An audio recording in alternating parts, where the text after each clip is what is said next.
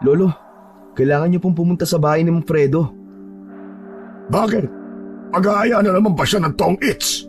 Pakisabi sa ibang araw na lamang. Masama ang pakiramdam ng lola mo. Hindi po siya mag-aaya ng tong itslo. Yung asawa niya po, sinasapian yata. Pero, ang lola mo, Sige na, Noel. Pumunta ka na kina Fredo.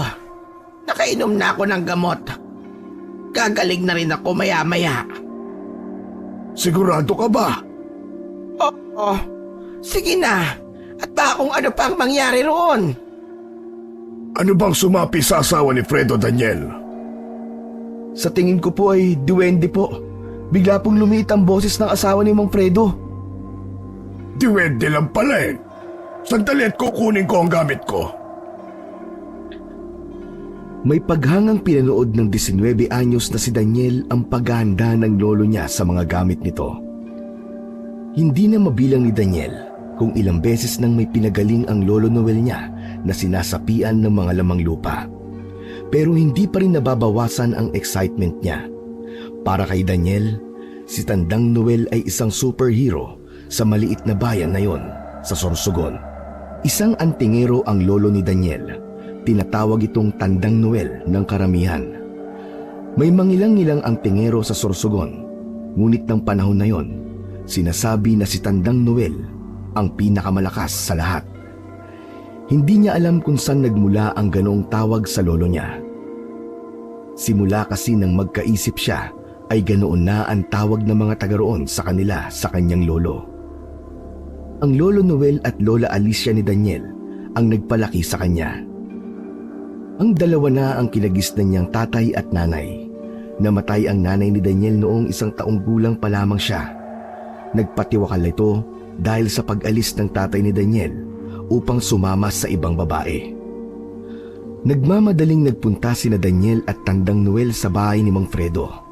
Maraming tao ang nasa labas ng kubo ni Mang Fredo at talatang nakikiusyoso lamang. Agad na nahawi ang mga tao nang makita nila si Tandang Noel.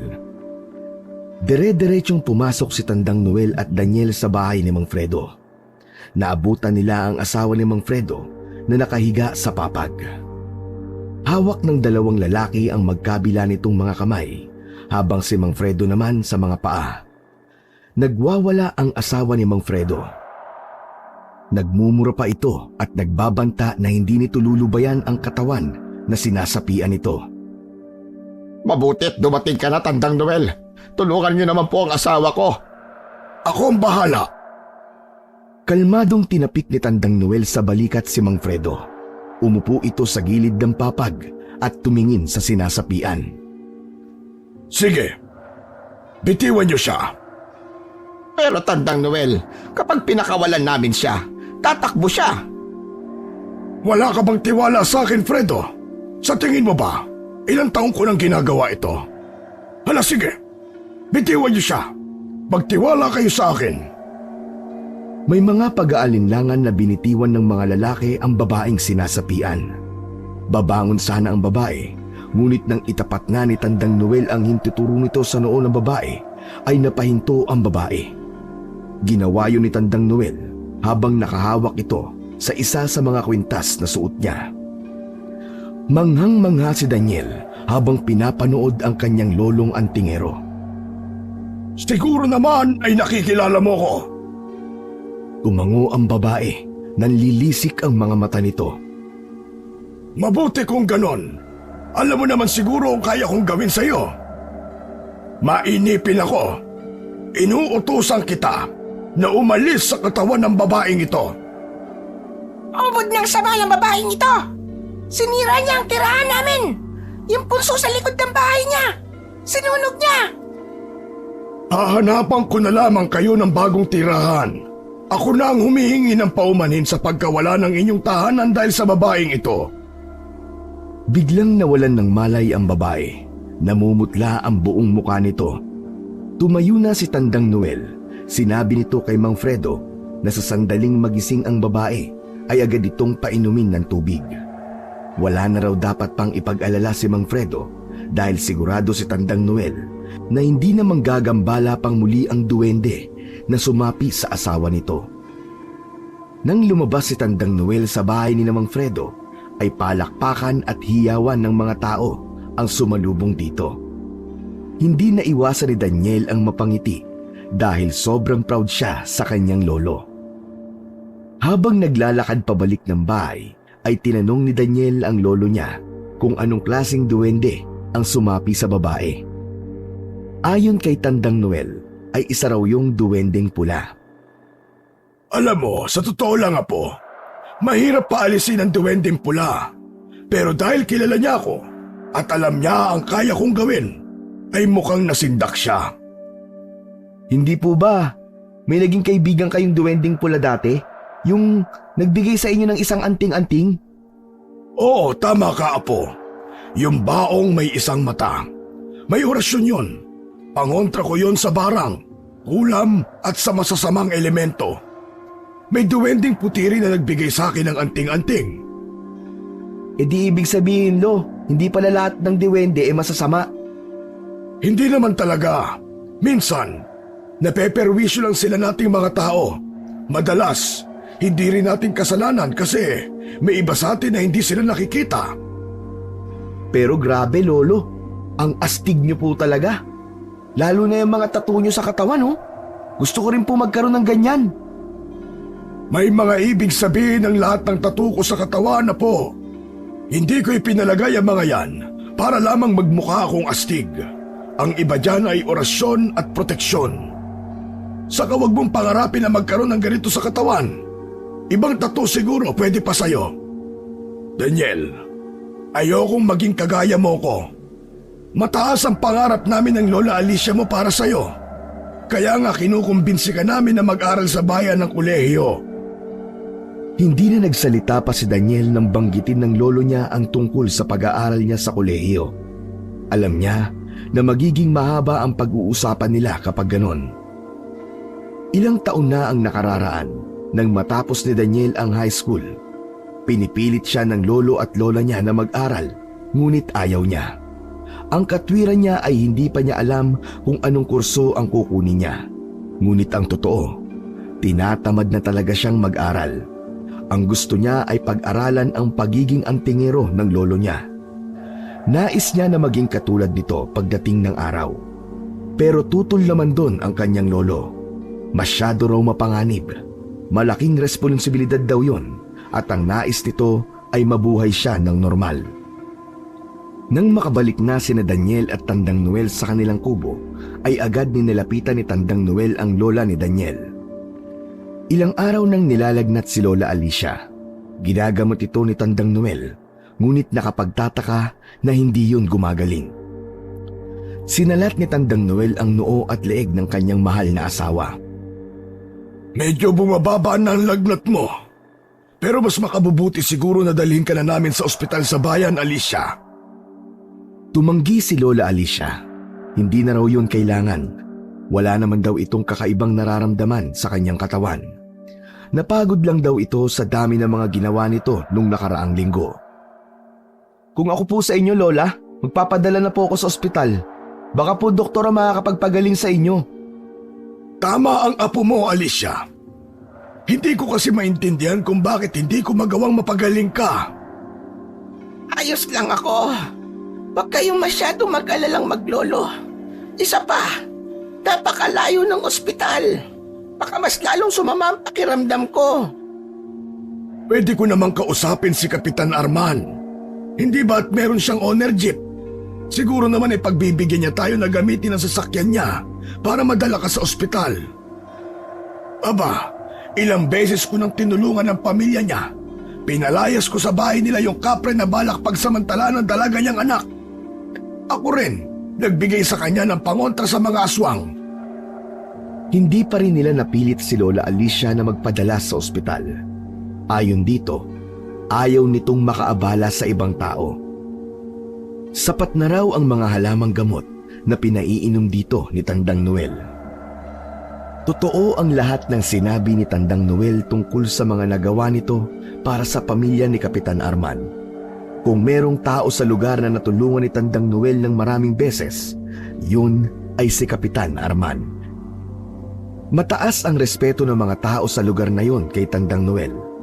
Marami na itong natulungan nang dahil sa kakayahan nito. Hindi lamang mga lamang lupa at may mga sakit ang kayang harapin ni Tandang Noel. Kaya din itong labanan ang mga aswang at lahat ng uri nito. Ang totoo, marami nang narinig na kwento si Daniel mula kay Tandang Noel sa mga aswang na nakaharap nito. Pero ang isang aswang na hindi talaga makakalimutan ni Tandang Noel ay ang aswang na si Lucas.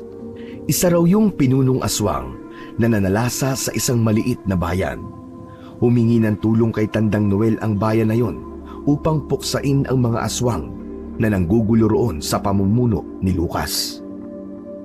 Dahil sa lakas, tapang at kaalaman ni Tandang Noel, nagawa nitong puksain ang karamihan sa mga alagad ni Lucas. Naramdaman ni na Lucas na hindi nila kaya si Tandang Noel, kaya umatras ang mga ito at nagtago na lang sa kabundukan. Isang umaga, habang nag-aalmusal ng nilagang saging at kape sina Daniel, ay napatingin siya kay Tandang Noel. Hindi siya nauubusan ng dahilan upang humanga rito. Kahit kasi matanda na ito, ay matikas pa rin ang pangangatawan nito. Lolo, paano kung may mga aswang na sumalakay dito sa lugar natin? Kaya niyo po ba silang talunin o kaya paalisin? Oo naman. Dapat silang matakot sa akin. Nakalimutan mo na ba yung kwento ko sa'yo tungkol kay Lucas at sa mga alagad niya? Natatandaan ko pa po yun, Lo. Pero nangyari po yun nung bata pa po kayo, di ba? Naisip ko lang po, kaya niyo pa po ba sa edad niyo ngayon? Katawan ko lamang ang tumatanda, pero hindi ang lakas at kaalaman ko. Umiral na naman ang kayabangan mo, Noel. Matagal na kitang pinapatigil sa ginagawa mo. Baka mamaya ay balikan ka ng mga nakalaban mo dati. Hindi ako natatakot kung balikan nila ako. Palagi akong handa. Isa pa, sa dami ng anting-anting at pangontra ko, hindi sila uubra sa akin. Aba, subukan lang nila. Pero sa dami po na natulungan niyo, Lo, kung naniningil ka sana ng malaki, malamang mayaman na tayo ngayon. Daniel, kapag may ganito kang kakayahan, hindi ka dapat nag-aasam ng anumang kapalit sa tulong na nagagawa mo sa kapwa mo. Kung ano at magkano ang ibigay nila, tatanggapin mo at magpapasalamat ka. Isa pa yun sa hinahangaan ni Daniel kay Tandang Noel. Hindi ito mapagsamantala sa kapwa. Kung ano ang ibayad dito kapalit ng serbisyong nagawa nito, ay taos sa puso nito yung tatanggapin. Kaya sadyang marami ang nagmamahal kay Tandang Noel sa lugar nila. Halos hindi na natatakot ang mga taga roon sa mga masasamang lamang lupa at mga elemento dahil merong isang Tandang Noel ang kanilang lugar.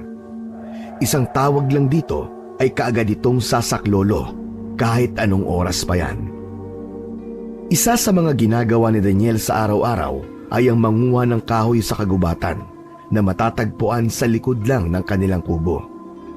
Ginagamit nila ang mga tuyong kahoy na panggatong sa kanilang pagluluto. Isang umaga, habang nasa gubat si Daniel upang manguha ng mga kahoy, ay nakarinig siya ng babaeng dumadaing. Ang unang pumasok sa isip niya ay baka isa yung engkanto o kung anumang elemento na nililin lang siya.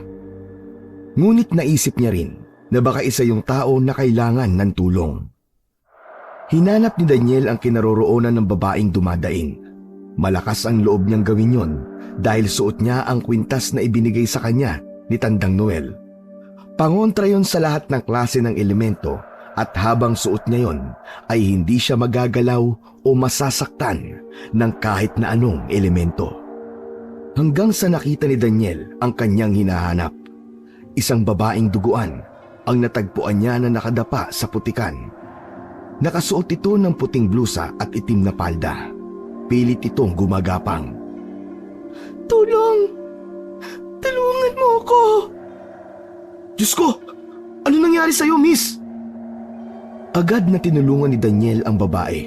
Hindi natakot ang babae sa suot niyang kwintas, kaya sigurado siya na isa yung normal na tao. Ibinaba ni Daniel ang lahat ng kahoy na dala niya upang tulungan ang babae. Nang lapitan niya ito, ay biglatong nawala ng malay. Sa hula niya ay hindi nagkakalayo ang kanilang mga edad. Kahit may putik ito sa muka, ay hindi nun naitago ang gandang taglay nito. Walang pagdadalawang isip na binuhat ni Daniel ang babae. Dinala niya ito sa kanilang kubo.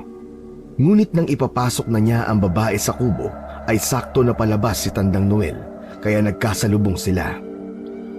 Bumakas ang pagtataka sa muka ni Tandang Noel. Diyos ko po, apo ko! Anong ginawa mo sa babaeng yan?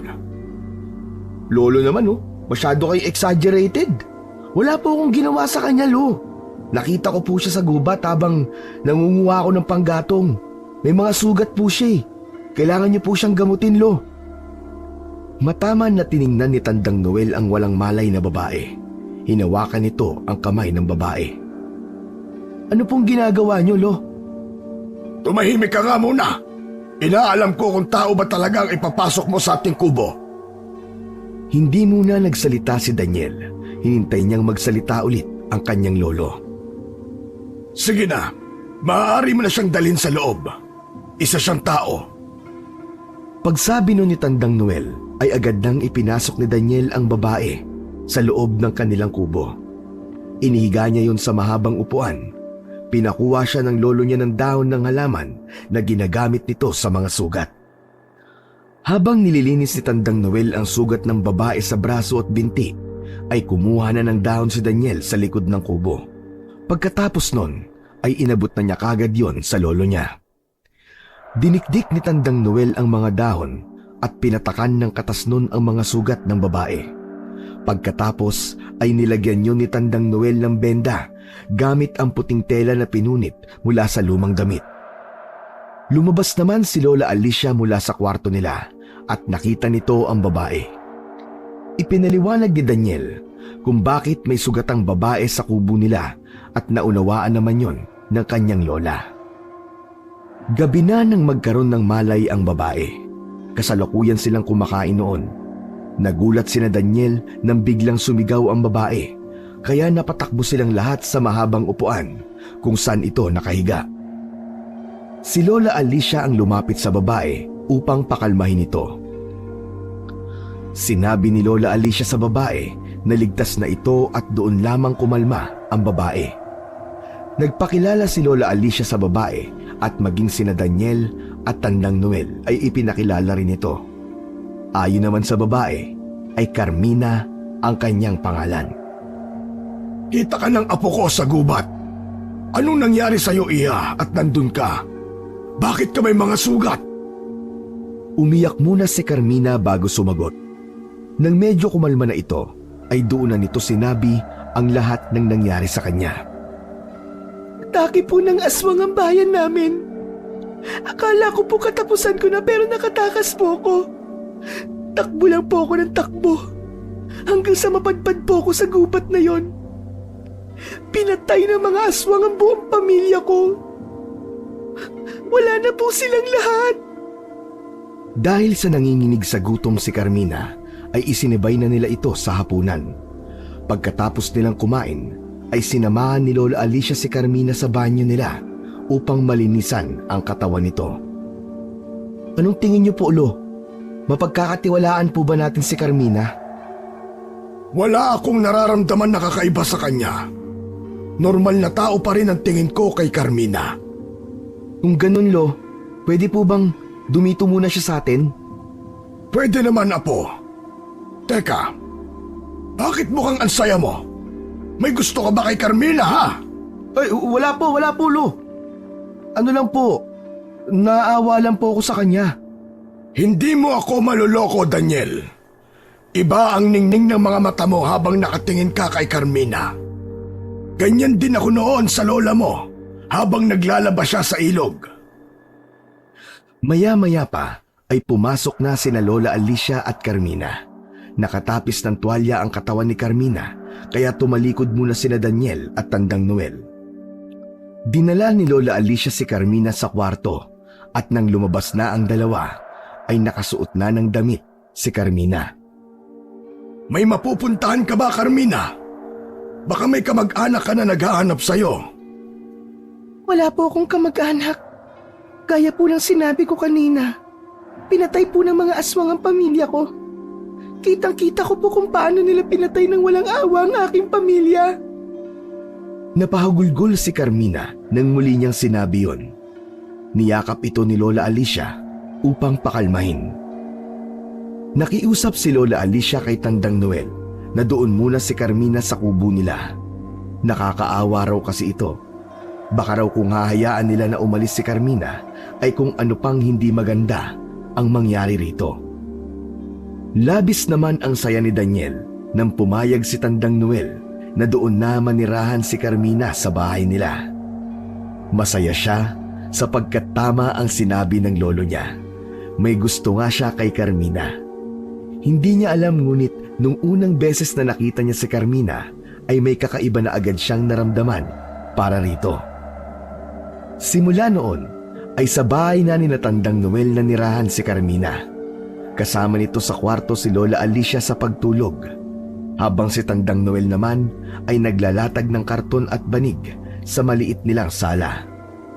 Si Daniel ay sa dati niyang pwesto sa pagtulog, sa mahabang upuan sa may sala. Sa mga unang araw ay palaging tulala si Carmina. Madalas itong nakadungaw sa may bintana habang nakatanaw sa kawalan. Hinayaan ni Daniel si Carmina sa kung ano ang nais nitong gawin. Alam nila na hindi agad mawawala ang takot at trauma nito dahil hindi biro ang pinagdaanan niya. Hindi maisip ni Daniel kung gaano kasakit na masaksihan mo ang pagpatay sa sarili mong pamilya. Isang hapon, nilapitan ni Daniel si Tandang Noel habang nakahiga ito sa duyang lambat sa harap ng kanilang kubo. Napansin niya na tila napakalalim ng iniisip nito ng sandaling yon. May problema po ba, Lo? Kanina ko pa po kasi napapansin na parang ang lalim po ng iniisip niyo. Nag-aalala lang ako, Apo, tungkol kay Carmina at sa bayan natin. Humila ng bangkito si Daniel. Umupo siya malapit kay Tandang Noel. Bakit naman po, Lo? Bigla naman po akong kinabahan sa sinabi niyo. Hindi ba't galing si Carmina sa isang bayan na inatake ng mga aswang? Naisip ko lang, paano kung hanapin ng mga aswang na yon si Carmina dahil alam ng mga yon na buhay siya? Paano kung malaman ng mga aswang na nandito siya sa bayan natin? Ibig po bang sabihin, may posibilidad na ang bayan natin ang sunod na aatakihin ng mga aswang dahil nandito si Carmina? Tama ka, Apo. Nag-iisip ka rin naman pala eh. Siyempre naman po, Lo. Ano po bang akala niyo sa akin? Walang isip? Lo, kung ganun po, kailangan na ba nating paalisin si Carmina dito? Aba, siyempre hindi, Apo.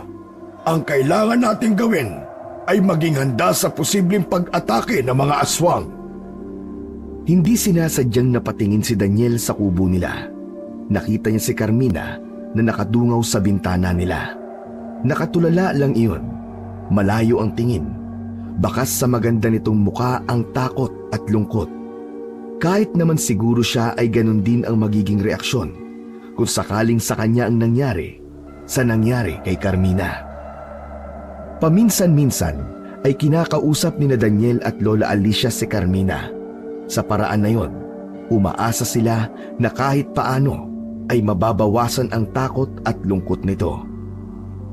Hindi kasi ito lumalabas ng kubo at alam nila na natatakot pa rin ito kahit lagpas na ng 1 linggo itong nakatira sa bahay nila. Tumutulong naman si Carmina sa mga gawaing bahay. Nakita ni Daniel na naging malapit na agad sina Carmina at ang Lola Alicia niya. Ilang araw pa ang lumipas at kahit paano ay ngumingiti na rin si Carmina. Marahil ay naramdaman na nito na ligtas nga talaga ito sa piling ni Daniel. Isang umaga, isang lalaki na nasa 40 anyos ang nakita ni Daniel na nakatayo sa harapan ng kanilang kubo. Nilapitan ni Daniel ang lalaki upang tanungin. Hindi niya kilala ang naturang lalaki. Magandang umaga po. May kailangan po ba kayo? Si Tandang Noel, nasan siya? Wala po rito eh. Nasa kabilang bayan po siya. Meron lang po siyang ginagamot doon. Pero siguro po parating na po yun kasi kanina pa po siya umalis eh. Sino po ba kayo? Isa akong matagal ng kaibigan ng lolo mo. Maaari ba akong pumasok sa inyong kubo? Sa loob ko na lang siya hihintayin. Pasensya na po pero hindi po kami basta-basta nagpapapasok lalo na po at hindi namin kakilala. Kailangan po may permiso po galing kay Lolo Noel. Kung ganon, sige. Dito na lang ako sa labas maghihintay. Kayo po ang bahala. Sige po. May kailangan lang po akong gawin sa loob Iwan ko na po kayo rito. Agad namang bumalik si Daniel sa loob ng kubo. Nang pumasok siya sa kwarto ni na Lola Alicia, ay nakita niya si Carmina na nakasiksik sa isang sulok. Nanginginig ito at halata sa muka ang takot. Nag-aalala na nilapitan ni Daniel si Carmina. Ano nangyari sa'yo? Yung lalaki sa labas. Siya yung pinuno ng aswang na umatake sa bayan namin, Daniel. Alam niya na siguro na nandito ako. Papatayin niya ako. Kumalma ka, Carmina. Wala kang dapat ikatakot. Ligtas ka rito. Hindi siya makakapasok sa bahay na to kasi merong inilagay na pangontra si Lolo sa pinto. Hindi makakapasok ang kahit na sinong aswang o elemento kung walang isa sa atin na magpapapasok sa kanila. Sinilip ni Daniel ang lalaki sa labas. Nakatayo pa rin ito, nakatingin ng maitim sa kawalan. Makalipas ang isang oras ay nandoon pa rin ang lalaki. Sa tingin niya ay hindi yun aalis hanggat hindi yun nakakausap si Tandang Noel. Nagtataka tuloy si Daniel kung ano ang pakay ng pinuno ng mga aswang sa lolo niya. Kinakabahan siya sa bagay na hindi niya pa alam. Maya-maya pa ay dumating na si Tandang Noel. Pinapanood ni Daniel ang pag-uusap nito at ang sinabi ni Carmina na pinuno ng mga aswang. Anong ginagawa mo rito, Lucas? Yung babae na kinupkup niyo ang pakay ko. Wala akong balak na makipag-away sa iyo, Tandang Noel. Hindi ko alam kung ano ang gagawin mo kay Carmina. Pero hindi namin siya ibibigay sa iyo. Huwag mo nang sayangin ang oras mo at umalis ka na. Aalis ako, pero babalik ako sa ibang araw. Kailangan namin ng babaeng yun upang gawing punlaan ng aming lahi. Napakasama mo talaga, Lucas. Talaga nagpaparami pa kayo ng kasamaan. Umalis ka na. Kaya-kaya kitang patayin sa kinatatayuan mo ngayon. Ngumisi si Lucas. Tumingin muna ito sa kubo ni na Daniel. Nagtama ang mga tingin ni Lucas at Daniel. May takot naman na lumukob kay Daniel kahit titig lang ang ginawa ni Lucas sa kanya. Tumalikod na si Lucas at naglakad papalayo. Pumasok lang ng kubo si Tandang Noel nang hindi na nila natatanaw si Lucas. Agad na sinalubong ni Daniel ang kanyang lolo. Lolo! Lolo! Si Lucas pala yun! Yung aswang na dati niyong tinalo? Ang sabi po sa akin ni Carmina, yung grupo daw po nila Lucas ang sumalakay sa bayan nila dati. Siya nga, apo ko. Masama ang balak nila kay Carmina. Gagawin nila itong palahian. Mas hindi natin dapat ibigay si Carmina kina Lucas. Mula sa kwarto ay umiiyak na lumabas si Carmina. Mabuti pa siguro na umalis na lang ako rito, Tandang Noel. Baka kung ano pong gawin ni na Lucas sa inyo lang dahil sa akin. At saan ka naman pupunta, Iya, kung aalis ka rito? Hindi ko po alam. Hindi ko po alam kung saan ako pupunta. Basta bahala na po, ang importante po makaalis po ako rito. Ganon. Dito ka lang sa bahay ko. Mas protektado ka rito. Walang aswang na makakapasok sa bahay ko dahil ito ay protektado. Maliban na lamang kung may isa sa atin na magpapatuloy sa mga aswang na alam kong hindi mangyayari. Pero ayoko nga po na madamay pa kayo sa akin. Nung nagdesisyong kaming tulungan ka, inasahan na namin na darating ang araw na ito. Handa kami sa pagsalakay ni Lucas. Kahit anong oras o araw nilang gawin yon, hindi kami natatakot sa kanila. Magtiwala ka kay Lolo Noel, Carmina. Marami na siyang tinalong aswang. Hindi lang aswang, kundi meron ding mga diwende, engkanto, kapre at kung ano-ano pa. Sinabi ni Carmina na meron daw itong tiwala kay Tandang Noel. Ngunit ayaw lang daw nitong madamay silang lahat dahil sa gulo na dala nito. Sa maikling panahon na naroon si Carmina sa kanila, ay ilang beses na nitong nasaksihan ang husay ni Tandang Noel bilang isang antingero. May ilan kasi sa mga tao sa kanilang lugar na nagpupunta pa sa bahay nila upang doon mismo magpagamot o kaya ay humingi ng tulong. Alam ni Daniel na may nalalapit na panganib na paparating dahil sa pagkakahanap ni Lucas kung nasaan si Carmina. Maswerte ito dahil nasa kanila ito napunta. Naniniwala si Daniel na kaya itong protektahan ng kanyang lolo na isang malakas na antingero. Isang umaga, isinama ni Daniel si Carmina sa palengke. Yun ay upang makalabas man lang ito kahit sandali. Ang sabi ni Lola Alicia ay magluluto sila ng adobong baboy na may itlog. Habang bumibili sila ng itlog, ay isang may edad na babae ang lumapit sa kanila. Kinalabit nito si Carmina at sa sinabi ng babae kay Carmina, ay nakita ni Daniel na kilala nun si Carmina. Kinumusta ng babae si Carmina at tinanong kung nahanap na ba ang nanay at tatay nito. Napansin ni Daniel ang pag-iwas ni Carmina sa babae at hinila siya bigla ni Carmina palayo sa babaeng bumati rito. Kilala mo ba ang babaeng yun? Hindi ko siya kilala. Pero ang sabi niya, kung nahanap mo na daw ba ang nanay at tatay mo, hindi ba't namatay na sila sa kamay ng mga aswang? Paano nawawala sila? Daniel, sinabi ko na hindi ko kilala ang babaeng yun. Malamang napagkamalan lang niya ako. Sa bagay, kung kilala ka niya, dapat alam niya na patay na ang mga magulang mo, di ba? Tumahimik na si Carmina matapos ng sinabing yun ni Daniel. Ngunit tila may pagdududa na umusbong sa isip ni Daniel. Kapansin-pansin kasi ang kaba sa mukha ni Carmina, lalo na nung kinausap ito ng hindi kilala na babae. Isa pang nagpadagdag ng duda niya ay ang pagmamadali ni Carmina na makauwi sa kanila. Panay ang lingon nito sa paligid na parang meron itong pinagtataguan. Naramdaman ni Daniel na merong itinatago si Carmina at yun ang kailangan niyang alamin. Hindi na muna sinabi ni Daniel sa lolo at lola niya ang napansin niya kay Carmina. Baka kasi mali lang siya nang naiisip tungkol sa babaeng pinatuloy nila sa kanilang tahanan. Nagdesisyon siyang alamin ang totoong pagkatao ni Carmina nang siya lamang ang kumikilos. Isang araw, sumama si Daniel kay Tandang Noel nang kausapin ito ang isang tikbalang na nagpaparamdam sa bahay ni Kapitan Arman. Ayon kay Kapitan Arman, isang linggo nang may naaamoy na mapanghe ang mga ito sa may likod ng bahay. Kung minsan nga daw, lalo na tuwing gabi, ay may naririnig silang halinhing ng kabayo kahit walang alagang kabayo sina Kapitan. Nang pumunta si Tandang Noel sa likod ng bahay nila Kapitan, ay nakiramdam lamang ito.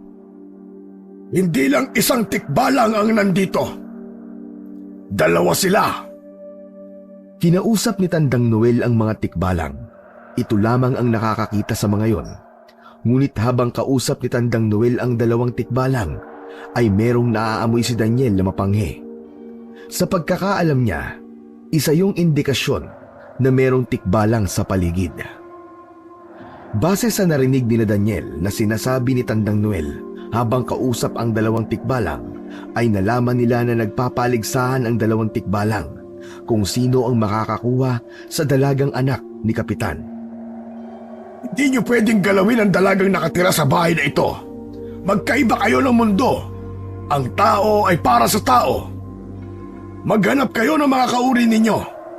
Kilala niyo ko at alam niyo ang kaya kong gawin kapag hindi niyo nilubayan ang dalagang ito. Dinadaan ko kayo sa mabuting usapan. Ngunit kung magmamatigas kayo, ay gagamitan ko kayo ng dahas. Makalipas ang ilang minutong pakikipag-usap ni Tandang Noel, ay sinabi nito kay Kapitan Arman na nangangako ang mga tikbalang Nalulubayan na ang anak nito. Hindi na raw babalik doon ang mga tikbalang. Maraming salamat, Tandang Noel. Talagang napakahusay mo sa mga ganitong gawain. Oh, tanggapin mo ito. Pagpasensyaan mo na at yan lang ang meron ako. Nakita ni Daniel ang 100 pisong papel na inabot ng kapitan kay Tandang Noel. Labis-labis na ito, Kapitan. Kahit nga wala na eh. Hindi pwedeng wala, Tandang Noel. Napakaraming beses mo na ako natulungan. Basta kapag ikaw naman ang nangailangan, ay huwag kang magdadalawang isip na magsabi sa akin. Maraming salamat, Kapitan. Mauuna na kami ng apo ko. Itong ibinigay mong pera sa akin ay ibibili ko ng bigas. Malaking bagay na ito sa amin. Dumaan muna sina Daniel sa isang tindahan upang bumili ng bigas. Bumili na rin si Tandang Noel ng isang lata ng sardinas. Masarap na ulam daw yon sa hapunan. Igigisa raw yon ni Lola Alicia at sasahugan ng maraming talbos ng kamote. Habang naglalakad sina Daniel pauwi sa kanilang bahay, ay bumalik sa isip niya ang napansin niya nung nasa palengke sila ni Carmina. Hanggang sa oras kasi na yon, ay wala pa rin siyang natutuklasan kay Carmina at kung totoo ba ang mga kwentong sinabi nito sa kanila. Lolo, may elemento po ba o aswang na kayang magpanggap na tao sila? Meron. Marami sila. Yung iba, hindi alam ng isang normal na tao na aswang o elemento na pala ang nakakausap o nakikita nila. Kung ganun po, posible bang may aswang o elemento na nagpapanggap na tao na makakapasok po sa bahay natin? Imposible, Apo. Maliban na lang kung isa sa atin na magpapapasok sa kanila. Alam mo namang protektado ang ating bahay, di ba? Teka, bakit mo pala naitanong yan? Nasabi ko na rin sa'yo dati ah. Naniniguro lang po ako, Lo. Bakit naman? Lo, paano po kung hindi pala tao si Carmina? Ibig mong sabihin, iniisip mo na isang aswang o elemento si Carmina? Daniel, tiningnan ko muna si Carmina bago ko siya pinapasok sa bahay natin. 100% akong nakakasiguro na siya ay tao. Dati, gusto mo siya. Ngayon pinagdududahan mo naman. Pambihira kang bata ka. Ano ba talaga? Wala lang po, Lo. Bigla ko lang pong naisip. Huwag niyo na po sanang sabihin kay Carmina mga sinabi ko sa inyo ngayon, Lo, ha? Natatawang inakbayan ni Tandang Noel si Daniel hanggang sa makarating sila sa kanilang tahanan. Isang tahimik na gabi, natutulog na sina Daniel. Bigla silang nagising dahil sa sigawan ng mga tao sa labas. Maging si Tandang Noel ay nagising sa mga sigawan. Agad silang bumangon nang marinig nila na meron daw aswang. Mabilis na isinuot ni Tandang Noel ang anting-anting nito laban sa mga aswang. Kinuha rin na Daniel ang sa kanya. Agad na kinuha ni Tandang Noel ang buntot ng pagi na nakasabit sa likod ng pinto. Habang si Daniel ay kinuha ang isang garapon ng asin sa kusina. Mauuna pa sana sa paglabas si Daniel, ngunit pinigilan siya ni Tandang Noel. Hindi ka sasama, Daniel. Dito ka lang. Pero Lolo, gusto kitang tulungan. Kailangan ko rin po matutong lumaban sa mga aswang. Hindi. Mapanganib. Hindi pinakinggan ni Daniel si Tandang Noel. Mabilis siyang tumakbo papunta sa mga taong nagkakagulo. Tinawag pa siya ng kanyang lolo, ngunit hindi niya yon pinakinggan. Nagulantang si Daniel nang makita niya ang isang lalaking aswang na paulit-ulit na kinakagat ang isang lalaki na nakahantusay sa lupa. Hindi na makalaban ang lalaki dahil sa dami ng sugat nito. Ang nasa utak ni Daniel ay kailangan niyang sabuyan ng asin ang aswang, ngunit naunahan siya ng pagkagulat. Nakatulala lamang siya. Yun kasi ang unang beses na nakakita siya ng aswang ng ganun kalapit. Mabuti na lang at dumating na si Tandang Noel. Malakas nitong hinampas ng buntot ng pagi sa likod ang aswang. Bumaon sa balat ng aswang ang malakas na hagupit na natanggap nito. Nilubayan ng aswang ang lalaking inaatake nito. Susugod sana ito kay Tandang Noel, ngunit isang medalyon ang itinaas ni Tandang Noel. Napaatras bigla ang aswang. Pinipilit itong lapitan si Tandang Noel, ngunit hindi nito magawa. Galit na galit ang aswang at kitang-kita sa mukha nito na nais nitong sunggaban ang mahusay na antingero. Sino ka? Bakit ka nang gugulo rito? Hindi sumagot ang aswang. Tumakbo ito palayo at nakita pa ni Daniel na naging isang aso ang aswang hanggang sa tuluyan na yung mawala sa paningin nila. Yan ba ang gustong matutong lumaban sa mga aswang, Daniel? Nakakita ka lang ng aswang ay natulala ka na sa takot. Hindi po ako natatakot, Lo. Tama na ang palusot. Kitang-kita ka na nga eh.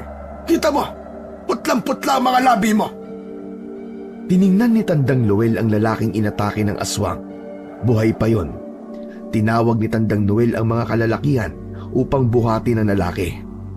Dinala ng mga yon ang sugatang lalaki sa bahay ni Daniel. Anong nangyari? Bakit may kaguluhan sa labas? May aswang na umatake. Ihanda niyo ang panlinis ko ng sugat. Kailangan magamot ang mga sugat niya. Kumilos agad si Lola Alicia. Kinuha nito ang mga kailangan sa paglilinis at paggagamot ng sugat. Habang ginagamot ni Tandang Noel ang sugat ng lalaki, ay maraming tao ang nakikiusyoso sa labas. Maging si Daniel ay pinapanood ang ginagawa ng kanyang lolo. Matapos ang panggagamot sa sugat, ay pinatawag nila ang pamilya ng lalaki upang maiuwi na ang sugatang lalaki. Lolo, sorry po Aaminin ko po. Natakot ako nang makita ko po yung aswang. Di nga siguro po ako magiging kasing tapang nyo. Apo, hindi lang sa paglaban sa aswang pwede mong ipakita ang tapang mo. Maraming paraan. Hindi naman sa ayaw kitang matutong lumaban, pero sa nakikita ko sa'yo, hindi ka pa handa. Tandaan mo ito, Daniel. Sa oras na may aswang kang makaharap, huwag mong ipapakitang natatakot ka sa kanila. Iparamdam mo sa kanila na mas mataas ka sa kanila. Opo, tatandaan ko yan, Lo. Sorry po talaga. Kinaumagahan, sinamahan ni Daniel si Tandang Noel sa pagkuha ng mga panggatong. Naubos na ang panggatong nila, kaya marami na ang kailangan nilang makuha. Malapit na kasi ang tag-ulan at kapag ganoon ang panahon, ay nag-iimbak sila ng maraming kahoy. Sa gitna ng pangunguha ng panggatong ng maglolo, ay napansin ni Daniel na natigilan si Tandang Noel. Luminga ito sa paligid nila at suminghot-singhot pa. Ang baho! Amoy aswang! Mula sa kung saan ay may narinig silang pagtawa ng lalaki. Nagulat si Daniel nang biglang lumitaw sa unahan nila si Lucas. Nakakaloko ang ngising meron ito. Magandang umaga sa inyong dalawa. Sinabi sa akin ng inutusan kong aswang na nagawa mong iligtas yung inatake niya nung nakaraang gabi. Talagang napakahusay mo pa rin sa pagiging bayani, Tandang Noel. Kahit matanda ka na. Sabi ko na nga ba ikaw ang pasimuno sa pagsugod ng mahinang aswang na yun kagabi? Pero Lolo, wala ka namang sinabi na... Manahimik ka dyan, Daniel! Ama ka. Mahinang uri ang aswang na yon dahil isa lamang yung panimula. Dahil hindi mo ibinigay ang gusto ko. Pero hindi pa huli ang lahat, Tandang Noel. Bibigyan pa kita ng isang pagkakataon. Ibigay mo sa akin ang babaeng kinupkup nyo at walang mangyayaring kaguluhan sa lugar mo. Hindi ako natatakot sa kaguluhang sinasabi mo, Lucas. Sa tingin mo ba, kaya mo ang puwersa ng aking grupo? Marami kami. Mag-isa ka lang, tanda. Minamaliit mo ba ako, Lucas? Baka nakakalimutan mo minsan ko na kayong tinalo. At isa pa, alam kong tutulungan ako ng mga tao sa lugar na ito. Mga tao lang sila. At natural na sa tao na iligtas ang sarili nila sa oras ng kaguluhan. Iiwan ka nila, Tandang Noel. Yan ang tatandaan mo. Umalis ka na, Lucas! Nakakasira ka ng araw! May pagbabantang tiningnan ni Lucas si Tandang Noel. Wala na itong nagawa, kundi ang maglakad papalayo. Pinalakpakan naman ni Daniel ang kanyang lolo dahil sa ginawa nito. Grabe ka, Lo! Para kang action star kung makipag-usap doon kay Lucas. Sinabi ko naman sa'yo, dapat ay hindi ka magpapakita ng takot sa mga aswang. Pero hindi naman talaga ako natatakot sa kanya. Pero sa nakikita ko, Lo, mukhang seryoso siya. Paano kung bigla na lang umatake ang mga aswang sa lugar natin? Kaya ba natin sila? Kaya natin. Kakausapin ko si Kapitan Arman pagkatapos natin dito. Sasabihin ko na dapat ay masabihan ng mga tao sa pag-atake ng aswang. Dapat ay maging handa tayong lahat. Hindi na sumama si Daniel kay Tandang Noel nang magpunta ito kay Kapitan Arman. Kinailangan pa kasi niyang ibilad sa araw ang mga kahoy na nakuha nila sa gubat. Habang wala ang lolo ni Daniel, ay sinabi niya kina Lola Alicia at Carmina ang nangyari sa gubat. Kinabahan ang dalawa, lalo na si Carmina.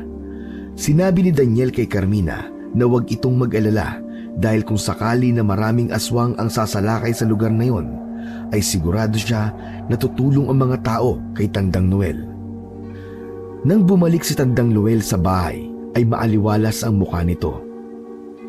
Nasabi ko na kay Kapitan Arman ang banta ni Lucas. Sa ngayon, sinasabihan na niya mga tao na maghanda. May iba na gumagawa ng armas. Nangunguha sila ng kawayan upang lagyan ng tulis sa dulo. Lolo, tayo ba? Hindi tayo maghahanda? Palagi akong handa, Daniel. At sana sa pagkakataon na ito, ay tuluyan ko nang mawakasan si Lucas. Dapat noon ko pa yung ginawa. Hinayaan ko pa kasi siyang makatakas dahil ang akala ko ay matatakot na siya. Naging mahirap para sa lahat ang mga sumunod na gabi. Maraming tao ang hindi nakakatulog dahil nagbabantay sa pagsalakay ng mga aswang. Isang linggo na ang lumipas at nananatiling tahimik at mapayapa pa rin ang lugar ni Tandang Noel. Patuloy na sinasabihan ni Tandang Noel na huwag silang magiging kampante. Malakas ang kutob ni Tandang Noel na naghihintay na magandang pagkakataon sina Lucas upang sumalakay. Isang gabi, bago matulog sina Daniel, ay magkakasabay silang nagdasal para sa kanilang kaligtasan. Pagsapit ng madaling araw, sabay na bumalikwas ng bangon sina Daniel at Tandang Noel nang marinig nila ang paghingi ng tulong ni Lola Alicia mula sa kwarto nito. Agad silang tumakbo papunta kay Lola Alicia. Nagulantang sila nang makita nila ang isang aswang na inaatake ang matandang babae. Duguan na si Lola Alicia. May malaking kagat ito sa leeg. Daniel! Ang buntot ng pagi! Bilisan mo! Mabilis na kinuha ni Daniel ang buntot ng pagi, ngunit nang makabalik siya sa kwarto ni Lola Alicia ay wala na ang aswang. Nasa sahig na si Tandang Noel habang yakap si Lola Alicia. Lolo! Lolo, ano nangyari? Huwag kang mag-alala. Buhay pa ang lola mo. Humihinga pa siya. Hindi ko siya kayang gamutin sa mga sugat na meron siya ngayon. Kailangan ay madala natin siya sa ospital. Isang paraan ang parehas na pumasok sa isipan ni Daniel at Tandang Noel. Binuwat ni Tandang Noel si Lola Alicia. Tumakbo sila kasama si Daniel sa bahay ni Kapitan Arman. Malakas at sunod-sunod na kinatok ni Daniel ang pinto ng bahay ng kapitan. Agad yung bumukas at si Kapitan Arman ang bumungad sa kanila. Nagulat ito nang makita si Lola Alicia na duguan. Diyos ko po! Ano nangyari kay Aling Alicia? Inatake kami ng aswang. Nakapasok sa bahay namin, Kapitan. Baka pwedeng gamitin ang sasakyan mo. Kailangan naming madala si Alicia sa ospital. Hindi agad nakasagot si Kapitan Arman. Tila nag-iisip pa ito. Maya-maya pa ay nakarinig sila ng alulong ng mga aso sa hindi kalayuan. May mga pagaspas mula sa malalaking ibon sa itaas nila. Bumakas ang takot sa muka ni Kapitan Arman. Pasensya ka na, Tandang Noel, pero hindi pwede sa sasakyan ko. Nasira kasi yun. Mukhang hindi na maayos pa. Para mo ng awa, Kapitan. Tulungan mo kami. Hindi ko kayang mawala ang asawa ko. Baka po may kakilala kayo na may sasakyan, Kapitan. Pasensya na talaga, pero wala akong maitutulong sa inyo. Biglang isinarado ni Kapitan Arman ang pinto. Lo, ano na pong gagawin natin? Si Lola po, ang dami na pong dugong nawawala sa kanya. Pilit na tinatapangan ni Tandang Noel ang sarili. Kumatok sila sa mga bahay pero walang nagbubukas sa kanila. Walang nagtangkang lumabas upang tulungan sila sa kahit na anong paraan. Siguro ay natatakot ang mga tao dahil sa walang tigil na pag-alulong ng mga aso. Marahil ay iniisip ng mga yon na hindi ligtas ang lumabas dahil baka may aswang sa paligid. Litong-lito na sina Daniel at Tandang Noel. Hindi nila alam kung saan sila pupunta hanggang sa makasalubong nila si Lucas. Nasa likod nito si Carmina na nakayuko. "Lucas! Pakawalan mo si Carmina!" "Si Carmina?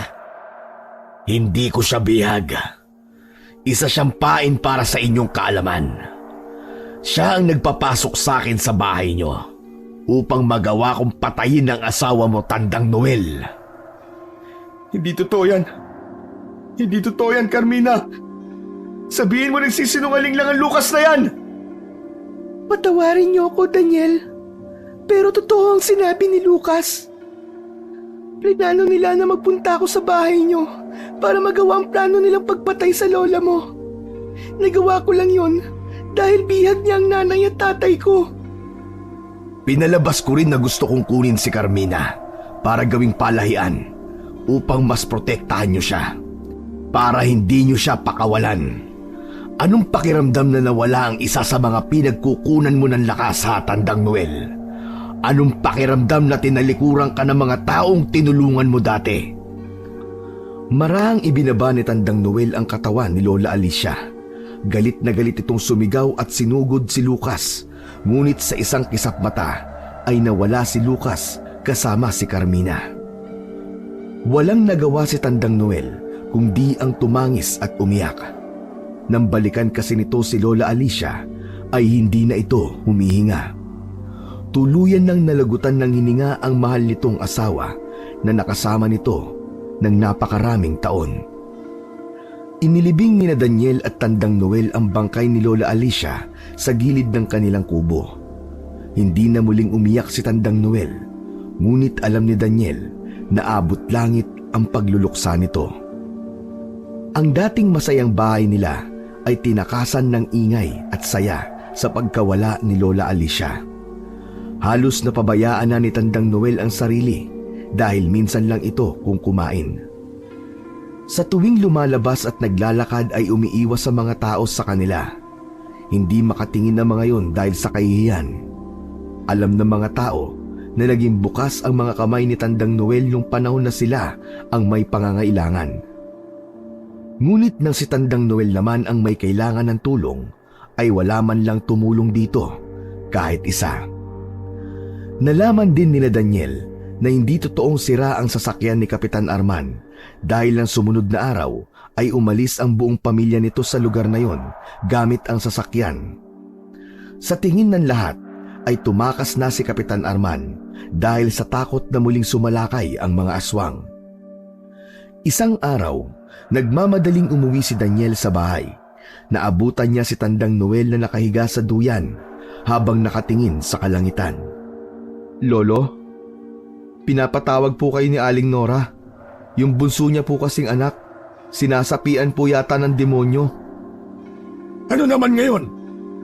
Hayaan mo sila." "Pero Lo, hindi na nila makontrol yung bata. Kailangan nila ng tulong nyo." "Nung kailangan ni Alicia ng tulong, tumulong ba sila? Inuna pa nila ang takot nila. Hindi nila naisip ang napakaraming bagay na nagawa ko para sa kanila." "Lolo, tungkulin niyo po ang tulungan sila. Ikaw ang pinakamahusay na antingero dito sa lugar natin." "Wala na akong pakialam sa kanila. Daniel, tapos na ang pagiging antingero ko." Bumaba ng duyan si Tandang Noel at dire-diretsyong pumasok sa loob ng kanilang kubo. Malungkot na napapailing si Daniel. Naiintindihan niya kung bakit nawalan na ng gana ang lolo niya na tumulong sa ibang tao gamit ang kaalaman nito. Alam niya na galit ang lolo niya sa mga tao sa lugar nila, ngunit para kay Daniel, kahit sabihin ni Tandang Noel na tinalikuran na nito ang pagiging antingero, ay hindi na yun kailanman mawawala sa pagkatao nito. Dahil sa alam ni Daniel na hindi talaga tutulungan ni Tandang Noel yung batang sinasapian ng demonyo, ay siya na ang kumilos. Kinuha niya ang mga gamit ng lolo niya na alam niyang kailangan niya sa pagpapalayas ng demonyo. Isinuot niya ang lahat ng anting-anting kahit hindi niya matandaan kung para saan ang mga yon. Tumakbo si Daniel sa bahay ng batang sinasapian. Tinakot niya ang demonyo gamit ang mga pangontra. Tila isang himala naman na nagawang mapaalis ni Daniel ang demonyo sa katawan ng batang sinasapian. Iyak ng iyak ang nanay ng bata habang nagpapasalamat sa kanya. Pagod na pagod nang umuwi si Daniel. Naabutan niyang nakahiga ang lolo niya sa papag na noon ay tinutulugan ng kanyang lola. Yakap ni Tandang Noel ang paboritong bestida ni Lola Alicia. Si Daniel na ang nagluto ng pagkain nila para sa hapunan. Matapos magluto ay tulog pa rin ang kanyang lolo kaya ginising niya na ito. "Lolo, kain na po tayo." Hindi ako nagugutom. Mauna ka nang kumain. "Pero Lo, hindi ka pa nagtanghalian kanina. Imposible po na hindi ka pa gutom." Kakain ako kung kailan ko gusto, Daniel. Huwag mo na akong pilitin. Natahimik si Daniel sa sinabi ng kanyang lolo. Awang-awa na siya sa kanyang lolo. Mahigit 1 linggo na simula nang mawala ang lola niya at pakiramdam niya ay nawalan na rin ng ganang mabuhay ang kanyang lolo. Natatakot siya na baka kapag nagpatuloy ang ganong gawain ni Tandang Noel ay may hindi magandang mangyari rito. Alam ni Daniel na hindi lamang ang pagkamatay ni Lola Alicia ang nagpapalungkot kay Tandang Noel. Kasama na roon ang pagtalikod ng mga tao sa kanila nung kailangan nila ng tulong. Sa mga naisip na yon ni Daniel ay naging emosyonal siya at hindi niya napigilan ang pag-agos ng mga luha sa kanyang mata. "Lolo, parang niyo na pong awa oh. Huwag niyo naman pong pabayaan ang sarili niyo. Ayoko pong pati kayo ay mawala. Hindi ko po kakayanin kapag mag-isa na lang po ako sa buhay. Kaya sana po, lumaban po kayo, Lolo. Kailangan ka po ng bayan na to. Kailangan po kita, Lolo." Suminghot si Daniel. Tumalikod siya at nagtungo sa kusina. Mag-isa siyang kumain habang walang patid ang luha. Umasa siya na sa sinabi niya ay matatauhan ang kanyang lolo. Ngunit hanggang sa natapos na siya sa pagkain ay nasa kwarto pa rin si Tandang Noel. Sa tuwing may kailangan ng serbisyo ni Tandang Noel at sa tingin ni Daniel ay kaya niya, ay siya muna ang gumagawa. Lahat ng yon ay inilihim niya kay Tandang Noel. Alam ni Daniel na kapag nalaman ng lolo niya ang ginagawa nito, ay magagalit yun sa kanya. Nagkaroon din na magandang bunga ang palaging panonood ni Daniel kay Tandang Noel sa tuwing meron itong ginagamot at tinutulungan. Kahit paano ay natandaan niya ang mga ginagawa nito noon. Isang araw, may pinuntahan si Daniel na isang bahay na ginagambala ng mga duwende. Mabuti na lang at mga duwending puti ang kinaharap niya. Alam niya na mababait ang mga yon at kung minsan ay mapaglaro. Napakiusapan naman niya ang mga duwende na umalis na lamang sa bahay na yon. Sa mga ginawang pagtulong ni Daniel, naramdaman na niya ang kasiyahan na makatulong sa kapwa. Alam niya na ganon din ang nararamdaman ni Tandang Noel sa tuwing may matutulungan ito. Naiintindihan na niya kung bakit hindi naniningil ng malaki ang lolo niya. Yung makita niya na maayos na ang lahat at yung pasasalamat ng mga tao ay masasabi ni Daniel na sapat na para sa kanya. Masayang umuwi si Daniel sa bahay nila. May dala siyang bayong kung saan nakalagay ang mga anting-anting at pangontra na ginamit niya sa pagpapalayas sa mga duwending puti. Nagulat si Daniel nang sinalubong siya ni Tandang Noel sa pinto ng bahay. Madilim ang mukha nito. Alam niyang galit ang kanyang lolo. "Gising na po pala kayo, Lolo. Ang akala ko po mapapahaba po ang tulog niyo eh." Saan ka galing? Sa palengke po. Pero bumalik ako kasi nakalimutan ko po yung pera." Huwag kang magsinungaling, Daniel. Hindi ka namin pinalaki ng lola mo para maging sinungaling. Nawawala ang mga gamit ko. Alam kong ikaw lang ang pwedeng kumuha ng mga yon dahil dalawa lang tayo sa bahay. Baka po yung multo ni Lola Alicia Lo kumuha. Daniel, huling pagkakataon mo na para umamin. Napayuko si Daniel. Hindi niya magawang salubungin ang tingin ng lolo niya. Huminga siya ng malalim. Tama po kayo, Lo. Ako nga po ang kumuha sa mga gamit nyo. Ako po muna kasi ang tumutulong sa mga taong kailangan kayo. Pero Lo, nagagawa ko po na gamutin sila at paalisin ang mga duwende at engkanto sa bahay nila. Alam ko po ang ginagawa nyo kasi palagi po ako nanonood sa inyo eh. Hindi mo dapat tinutulungan ang mga taong yon. Bakit nung tayo may kailangan sa kanila? Nasaan sila? Pero ang pagtulong po ang dahilan kung bakit may kakayahan kayong ganyan, Lolo. Tinagurian kang pinakamahusay na antingero hindi para sa wala. Tapos na ako sa pagiging antingero. Kung ganun, Lo, hayaan niyo ako magpatuloy sa nasimulan niyo. Hindi, Daniel. Ayoko maranasan mo mga naranasan ko. At hindi ka natutulong sa mga tao dito. Kapag sinuway mo ko, mas mabuti pang lumayas ka na lang.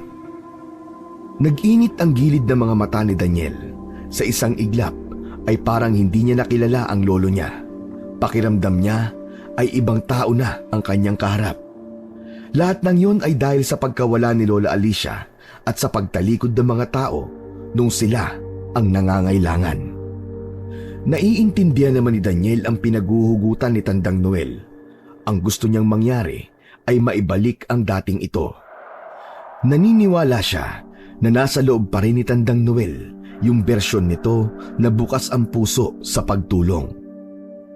Ayaw ni Daniel na tuluyan silang mag-away ng lolo niya, kaya kahit labag sa kalooban niya, ay sinunod na lamang niya ang gusto nito. May isang beses na habang nasa palengke siya, ay may isang matandang babae ang lumapit sa kanya. Nakiusap ang matanda kay Daniel na baka pwedeng gamutin nito ang apo nito na tinubuan ng sugat sa buong katawan. Naramdaman ni Daniel ang lungkot sa pagsasalita ng matandang babae. Pasensya ka na po, Lola. Pero hindi na po ako nanggagamot. Mapapagalitan po ako ng lolo ko eh. Hindi tumigil ang matandang babae. Patuloy itong nakiusap sa kanya hanggang sa umiyak na ito.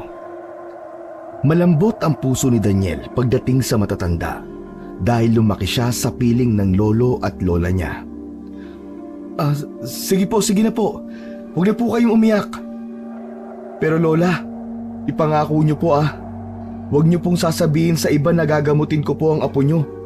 Baka po makarating kay lolo eh. Mapagalitan po ako. Masayang nangako ang matandang babae na gagawin nito ang sinabi ni Daniel. Sinabi ng matandang babae na nakatira ito malapit sa paanan ng bundok, doon daw sa tabi ng sapa. Kaya lang Lola, mamayang gabi ba po ako makakapunta sa bahay niyo? Hihintayin ko po munang makatulog si Lolo para makatakas po ko. Pumayag naman ang matandang babae at sinabi nito, aasahan daw ang pagdating ni Daniel. Matapos ang hapunan ay inayos na ni Daniel ang mga hugasin. Lihim siyang nagpasalamat dahil sumabay si Tandang Noel sa pagkain niya. Matapos kumain ni Tandang Noel ay dumiretso na ito sa kwarto. Naghintay pa ng ilang oras si Daniel. Nang pumatak na ang 10:00 ng gabi ay sinilip niya ang lolo niya sa kwarto. Patagilid itong nakahiga at nakatalikod sa gawi niya. Tinawag niya ng ilang beses ang pangalan nito at nang hindi na ito sumasagot ay naisip niya na mahimbing na ang tulog nito. Kinuha ni Daniel ang bayong. Isinilid niya na ron ang mga bagay na alam niyang magagamit niya para gamutin ang apo ng matandang babae. Bago umalis si Daniel ay tiningnan muna niya ang natutulog na si Tandang Noel. Patawarin niyo po ako, Lolo. Pero hindi ko po talaga kayang matiis na hindi tulungan yung matandang babae. Matapos yun, ay tuluyan nang lumabas si Daniel. Nilakad niya ang kadiliman at katahimikan ng gabi. Ilang minuto siyang naglakad bago niya narating ang bahay ng matandang babae. Nakita niya ito na nakaupo sa hagdan ng kubo nito. Agad siya nitong sinalubong na may saya sa muka. Nasaan na po ang apo niyo, Lola? Sa loob! Halika! Tuloy ka, iho! Tuloy ka! Naunang maglakad ang matandang babae Habang nakasunod naman si Daniel, bigla siyang nakaramdam ng kakaiba sa paligid. Pakiramdam niya ay may kung anong panganib ang naghihintay. Ngunit inalis ni Daniel ang bagay na yon sa isip niya. Baka kasi hindi niya magamot ng maayos ang apo ng matanda kung hahayaan niyang pamahayan siya ng negatibong pakiramdam na yon. Pagpasok ni Daniel sa kubo ng matandang babae, ay nalaman niya na wala yung kwarto. Gasera ang ilaw doon. Wala siyang nakitang ibang tao kundi ang matandang babae na nakatalikod sa kanya. Lola, nasa na po ang apo niyo? Dalhin niyo na po siya sa akin para masimulan ko na po ang panggagamot sa kanya. Hindi sumagot ang matandang babae. Nanatili itong nakatalikod. Hanggang sa naramdaman ni Daniel ang paggalaw ng bitbit niyang bayong. Nagtataka niyang binuksan ang bayong at nakita niya ang isang maliit na bote na may laman na langis. Kumukulo yun. Yung pala ang dahilan ng paggalaw ng bayong. Hindi niya napansin na nadala pala niya ang bote na yon.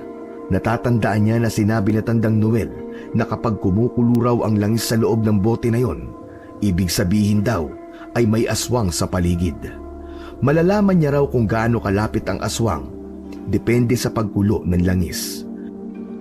At sa matinding pagkulo ng langis sa bote, alam ni Daniel na sobrang lapit lang ng aswang sa kanya. Inilabas ni Daniel ang bote mula sa bayong. Lola, may aswang sa labas ng kubo niyo. Kailangan natin mag-ingat. Mali ka! Wala sa labas ng kubo ang aswang, kundi nandito sa loob. Teka, ano pong ibig niyo sabihin? Biglang humarap ang matandang babae. Nagulantang si Daniel nang malaman niya na aswang pala ang matanda na yon. Mabilis na sumugod ang aswang kay Daniel. Natataranta niyang hinalap sa bayong ang kailangan niyang gamitin upang labanan yon. Ngunit sa bilis ng pangyayari ay hindi niya na malaman kung ano ang kukunin niya. Dahil alam ni Daniel na wala siyang magagawa, ay napaupo na lamang siya sa sahig at niyakap ang sarili. Hinintay na lang niyang atakihin siya ng matandang aswang. Ngunit napatingala siya nang may pumatak na dugo sa braso niya. Nagulat siya nang makita niyang may nakasaksak na kawayan sa bunganga ng aswang. Walang buhay itong bumagsak sa unahan niya. Lumingon siya sa likod at nagliwanag ang mukha niya nang makita niya si Tandang Noel. Tumayo si Daniel at mahigpit niyang niyakap ang kanyang lolo. Salamat po, Lolo! Buti po't dumating kayo! Akala ko po talaga katapusan ko na. Magpasalamat ka at naramdaman kong aalis ka. Hindi ka talaga nakikinig sa akin, ano, Daniel? Tignan mo ang nangyari nang dahil sa kapusukan mo. Kumalas na si Daniel sa pagkakayakap sa kanyang lolo. Sorry po, Lolo. Akala ko kasi tao po ang matandang yan eh. Hindi ko po alam na isa pala siyang aswang. Magsasalita pa sana si Tandang Noel, ngunit may narinig silang yabag sa likuran nila. Mula sa labas ng kubo ay nakita nila si Lucas. Mabagal itong pumapalakpak. Ang buong akala ko ay mapapatay na namin ang apo mo. Sayang, mawawala na sana ang nag-iisang dahilan para mabuhay ka, Tandang Noel. Hindi ako makakapayag na maging ang apo ko ay patayin ninyo. Gumaganti lang ako, Tandang Noel. Marami sa mga kasamahan ko ang pinatay mo noon. Gusto ko ring maramdaman mo ang nararamdaman ko hanggang ngayon. Kung ganon, bakit hindi pa natin ito tapusin ngayong gabi, Lucas? Hindi ikaw ang magsasabi kung kailan natin to tatapusin, Tanda. Ako ang magtatakda ng araw na yon. Kaya kung ako sa'yo, magiging handa ako palagi. Mabilis na naglaho si Lucas. Nilamon na ito ng kadiliman at hindi na nila ito nakita kung saan ito nagpunta. Magmamadaling araw nang umuwi sina Daniel at Tandang Noel. Nagtaka si Daniel nang ilabas ng lolo niya ang isang traveling bag. Kinuha nito ang mga damit nila at isinilid yun sa bag. Lolo, ano pong ginagawa niyo? Hindi mo ba nakikita? Nag-i-empake ako ng mga damit natin. Alam ko po, pero ano pong ibig sabihin yan? Aalis tayo? Oo, tulungan mo ako rito para maging mabilis tayo. Magtatago tayo. Ayokong pati ikaw ay mapatay ni Lucas at ng mga kampon niya.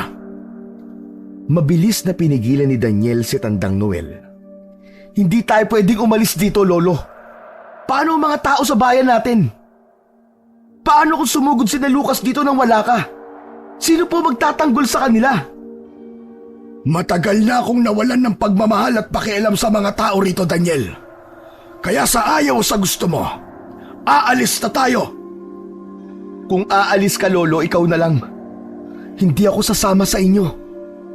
Kung hindi niyo tutulungan ang mga tao rito kapag umatake na sina Lucas, ako ang tutulong sa kanila. Naging matigas ang paninindigan ni Daniel sa pagkakataon na yon.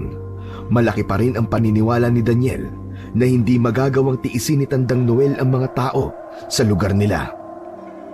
Napailing na lang si Tandang Noel habang nakatingin kay Daniel. Manang-mana ka talaga sa akin, Apo. Apo nga kita. Kung anong gusto mo, yun ang ginagawa mo. Total, hindi ko kayang umalis nang hindi ka kasama. Hindi na tayo aalis. Pero ito ang tatandaan mo, Apo. Hindi tayo tutulong sa mga tao kapag umatake na dito sina Lucas. Lihim na nagdiwang si Daniel sa naging desisyon ni Tandang Noel. Ang totoo kasi ay nilakasan niya lamang ang loob niya nang sabihin niyang magpapaiwan siya sa kubo nila kahit alam niya na hindi niya kayang hindi niya kasama roon si Tandang Noel. Ayon kay Tandang Noel, nararamdaman nito na sa anumang oras ay aatake na sina Lucas at ang mga kampon nitong aswang sa lugar nila. Naghanda na sila ng mga sandaling yon. Nilagyan nila ng napakaraming proteksyon ang kubo nila laban sa aswang. Siniguro ni Tandang Noel na walang aswang ang makakalapit sa bahay nila, kahit pa si Lucas. Lolo, hindi ba natin bibigyan ng proteksyon ng bahay ng mga kalugar natin? Hayaan mo sila. Pinabayaan nga nila tayo nung tayo nangangailangan. Ang isipin mo ay ang sarili mo, huwag ang ibang tao. Tuwing gabi ay nagpapalitan sina Daniel at Tandang Noel sa pagtulog upang magbantay. Nangangamba sila na baka biglang umatake sina Lucas anumang oras. Kahit pa sabihin na protektado ang kanilang kubo, ay hindi pa rin sila nagiging kampante. Wala silang alam sa kung ano ba talaga ang plano ni na Lucas. Patuloy pa rin ang mga taong nagpupunta sa bahay ni na Daniel. Mga taong kailangan magamot o kaya ay may problema tungkol sa mga elemento na nanggagambala sa kanila. Pero matigas pa rin si Tandang Noel. Hindi pa rin ito tinutulungan ang mga taong yon. Habang si Daniel ay pinipigilan ang sarili niya na suwayin si Tandang Noel, sa pagkakataon na yon ay may takot pa siya sa huling nangyari na may humingi ng tulong sa kanya. Naiisip niya na baka isang aswang na nagpapanggap na tao na naman ang matulungan niya. Ayaw niya nang ilagay sa panganib ang kanyang buhay. Alam ni Daniel na kapag may nangyaring masama sa kanya o namatay siya, ay mas lalong mawawalan ng ganang mabuhay si Tandang Noel. Siya na lamang ang nag-iisang kadugo na meron nito, kaya dapat lang na protektahan din niya ang kanyang sarili. Hanggang isang tahimik na gabi, nagising si Daniel dahil sa sigawan ng mga tao sa labas. Sumilip siya mula sa bintana at nakita niya ang mga tao na nagtatakbuhan. Nang hilakbot si Daniel nang malaman niya na umaatake na ang mga aswang sa lugar nila. Kitang-kita niya kung paano habulin ng mga aswang ang mga tao. Tumakbo si Daniel sa kwarto ni Tandang Noel at ginising niya ito. Lolo! Lolo, mga aswang! Umaatake na po sila! Hayaan mo sila! Matulog ka na lang! Wala kang dapat na ipag-alala dahil protektado ang ating bahay. Hala sige, matulog ka na ron! Huwag mo akong istorbohin sa pagtulog ko! Pero Lolo, ang mga kalugar natin, baka mamatay silang lahat. Hindi na nagsalita si Tandang Noel. Pinilit pa rin ito ni Daniel, ngunit parang wala itong naririnig.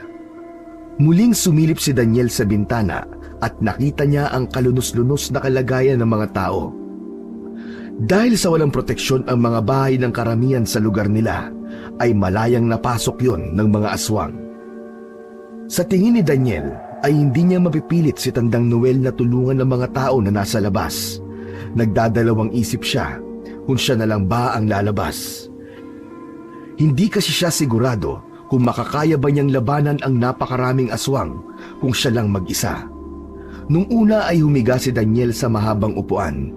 Tinakpan niya ang tenga niya gamit ang unan, pero naririnig pa rin niya ang mga sigawan ng mga tao. Humihingi ng saklolo ang mga yon.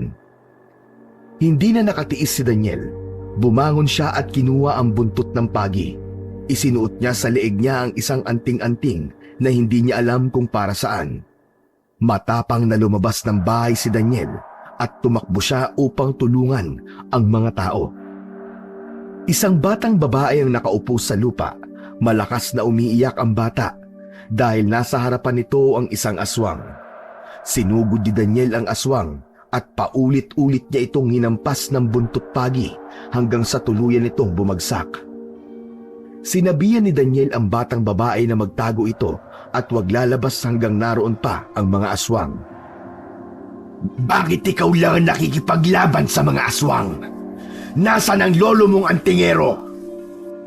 Nagulat si Daniel nang marinig niya ang boses ni Lucas sa likuran niya. Hinarap ni Daniel ang pinuno ng mga aswang. Umalis na kayo rito, Lucas! Kung galit ka kay lolo, kaming dalawa ang harapin mo! Huwag mong idamay ang mga tao rito! Mas makakaganti ako sa lolo mo kung mamamatay ang lahat ng tao rito kasama ka na! Susugurin na sana ni Lucas si Daniel, ngunit mabilis na hinawakan ni Daniel ang suot niyang anting-anting. Hindi mo ako malalapitan! May anting-anting ako pangontra sa kagaya mong pangit na aswang! Sa tingin ko, masyado ka nagmamadali sa pagsuot ng anting-anting o sadyang mangmang ka lang sa mga ganyang bagay. Hindi yan pangontra sa aswang, bata! Tiningnan ni Daniel ang suot na anting-anting at doon niya napagtanto na tama nga si Lucas. Ang suot niya ay isang pangontra laban sa mga lamang lupa. Laking gulat ni Daniel nang mabilis na lumitaw si Lucas sa harapan niya. Kinalmot siya nito sa dibdib. Naramdaman niya ang pagbaon ng matutulis na kuko ni Lucas sa balat niya. Isang malakas na sigaw ang kumawala sa lalamunan ni Daniel dahil sa sobrang sakit. Isa ring malakas na sipa sa dibdib ang natanggap ni Daniel mula kay Lucas, dahilan upang mapahiga siya sa lupa. Tinapakan ni Lucas ang sugat niya sa dibdib. Impit na napasigaw si Daniel. Lolo! Lolo, tulungan mo ako! Ukang pati ikaw ay pinabayaan na ng lolo mo. Ngumanga si Lucas. Inilawit nito ang dila nito. Unti-unti yung humaba at tinumbok nun ang bibig niya. Iniwas ni Daniel ang kanyang bibig, ngunit nag-iba ng direksyon ang dila ni Lucas. Pumulupot yon sa leeg niya at naramdaman niya ang unti-unti nung paghigpit. Naging dahilan yon upang kapusin ng hininga si Daniel. Ang buong akala ni Daniel ay katapusan niya na, pero biglang dumating si Tandang Noel at tinaga nito ang dila ni Lucas. Napaatras si Lucas at sigaw ito ng sigaw dahil hindi ito makapaniwala na naputol ang dila nito. Lolo! Sabi ko na nga ba hindi mo ako matitiis! Mabilis na tumayo si Daniel at pinulot niya ang nabitawang buntot ng pagi. Ngayon mo subukan magsalita, Lucas! Sige! Magsalita ka! Magmayabang ka! Pinilit magsalita ni Lucas, ngunit dahil sa putol nitong dila ay hindi na nila maintindihan ang sinasabi ni Lucas. Galit na sinugod ni Lucas si Tandang Noel. Naging mabilis naman ang pagkilos ni Tandang Noel. Sinabuyan nito ng asin ang muka ni Lucas. Kasunod nun ay inagaw nito kay Daniel ang buntot ng pagi. Ipinulupot ni Tandang Noel ang buntot ng pagi sa leeg ni Lucas. Daniel! Tulungan mo ang iba! Ako na ang bahala rito! Mabilis na bumalik si Daniel sa kubo nila. Kinuha niya ang tamang anting-anting. Kumuha pa siya ng isa pang anting-anting na pangontra sa aswang. Napansin niya kasi na walang suot na ganon si Tandang Noel. Dinala na rin niya ang isa pang buntot ng pagi na nakatago sa kwarto ng kanyang lolo. Ngunit paglabas ni Daniel ng bahay ay may isang aswang ang umatake sa kanya. Tinalunan siya nito at natumba siya. Nabitiwan niya ang anting-anting na para sa lolo niya. Nang makita ng aswang ang suot niya sa leeg ay napaatras ito. Takot na takot itong lumayo sa kanya. Agad naman na binalikan ni Daniel si Tandang Noel at Lucas. Nasa ibabaw ng lolo niya si Lucas at nagpapambuno ang dalawa. May mga tao pa rin na inaatake ng mga aswang. Hanggang sa malakas na sumigaw si Daniel. Huwag kayong matakot sa mga aswang! Tulungan niyo kaming lumaban ni Lolo! Huwag nating hayaan na manalo ang mga aswang sa sarili nating lupa! Maging matapang kayong lahat, mga kasama! Maging matapang kayo! Maging matapang kayong lahat! Kagaya ni Tandang Noel! Sa sinabing yun ni Daniel ay tila nag-apoy ang mata ng mga tao. Marami sa mga kalalakihan ang kumuha ng itak. Ang iba ay inilabas ang mga kawayan na may tulis. Sabay-sabay na nakipaglaban ang mga tao sa mga aswang. Halos maiyak si Daniel sa kanyang nasaksiyan. Ang sarap sa pakiramdam na makitang hindi lang sila ni Tandang Noel ang lumalaban ng gabing yon. Binalikan niya si Lucas. 2 ulit niyang hinampas ng buntot pagi ang likod ni Lucas. Dinambahan niya ito sa likod at isinuot niya rito ang anting-anting na nasa leeg niya. Sumigaw ng sumigaw si Lucas na para bang nasasaktan ito. Nagpagulong-gulong ito sa lupa. Pinulot ni Tandang Noel ang itak sa lupa at malakas nito yung itinarak sa dibdib ni Lucas. Agad na nalagutan ng hininga si Lucas nang matamaan ito sa puso. Nang makita ng mga alagad ni Lucas ang pagkamatay ng kanilang pinuno, ay takot na nagpulasan paalis ang mga yon, hanggang sa wala nang natira sa mga aswang. Naghiyawan ang mga tao dahil sa saya at tagumpay. Marami ang hindi makapaniwala sa nangyari. Marahil ay inakala ng lahat na mananalo ang mga aswang ng gabing yon. Tuwang-tuwa naman na nilapitan ni Daniel si Tandang Noel at niyakap ito ng mahigpit. Ang galing mo talaga, Lolo! Ang galing mo talaga! Ikaw ang magaling, apo ko. Kung hindi dahil sa'yo, hindi ko mapagtatanto na maling talikuran ko ang tungkulin ko sa bayan na ito. Magkakasabay na lumapit ang mga tao kina Daniel at Tandang Noel.